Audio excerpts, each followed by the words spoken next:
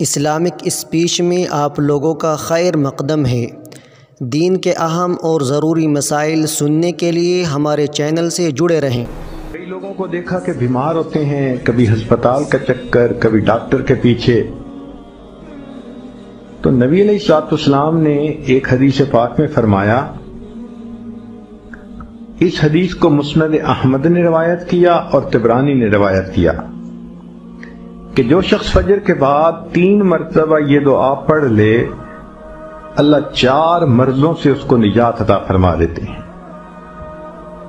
امید ہے کہ مستورات توجہ سے یہ بات سنیں گی اور اس کی اہمیت کو ذرا سمجھیں گی کہ جو شخص فجر کے بعد 3 مرتبہ یہ آیت پڑھ لے تو اللہ تعالیٰ اس کو 4 بڑے بڑے مرضوں سے بچائیں گے۔ نمبر 1، پاگل پن۔ اگر کوئی آدمی مینٹلی ان بیلنسڈ ہو، ریٹارڈڈ ہو،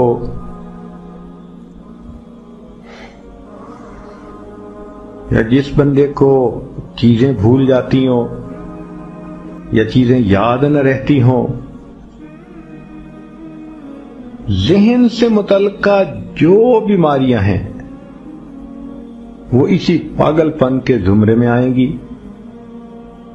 یا کسی کو مرگی کی بیماری ہوتی ہے، وہ بھی اسی زمرے میں آئے گی۔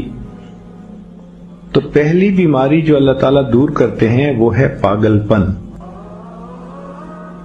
اور دوسری بیماری کوڑ پن۔ کوڑ پن کہتے ہیں چہرہ بدصورت ہو جانا۔ یہ بھی ہو سکتا ہے کہ برس کی بیماری ہو جائے، جیسے بعض عورتوں کو جلد بالکل سفید ہو جاتی ہے اور عجیب بدنما چہرہ ہو جاتا ہے، یا کئی مرتبہ جسم پہ تل اتنے نکل آتے ہیں، دانے اتنے نکل آتے ہیں کہ چہرہ بدنما ہو جاتا ہے، یا چہرے پر داغ پڑ جاتے ہیں کالے رنگ کے۔ تو چہرے پہ داغ پڑیں، چہرے پہ دانے بنیں، یا چہرے پہ برس کے نشان پڑیں، کوئی بھی چیز ہوگی وہ اسی کوڑ پن کے زمرے میں شامل ہوگی، جس سے کہ چہرہ انسان کا بدصورت ہوتا ہو۔ یہ بیماری بھی اللہ دور فرما دیں گے۔ اب جن بیچاریوں کو بیوٹی پارلر پہ جانے کا شوق رہتا ہے اور اپنے فیس پہ پتہ نہیں کیا کیا پروسیس وہ کرواتی ہیں، تو ان کو تو چاہیے کہ وہ اس آیت کو یا اس فکرے کو بار بار پڑھیں، تاکہ اللہ تعالیٰ ان کے چہروں کی خوبصورتی دیر تک سلامت رکھیں۔ اور تیسری چیز ہے اندھا پن۔ اندھے پن سے مراد یہ کہ آنکھوں کی بینائی ہی چلی گئی، یا آنکھوں میں موتیا بند آ گیا، یا آنکھوں پہ اینک لگانی پڑ گئی۔ یہ سب ایک ہی بیماری کی تفصیلات ہیں۔ تو جن کی نظر کمزور وہ بھی پڑھ سکتی ہیں،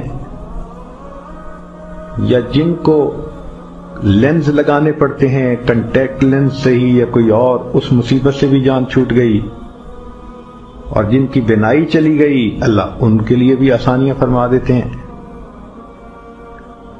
تو پاگل پن کی بیماری ختم، کوڑ پن کی بیماری ختم، اندھے پن کی بیماری ختم، اور چوتھا فرمایا فالج کی بیماری ختم۔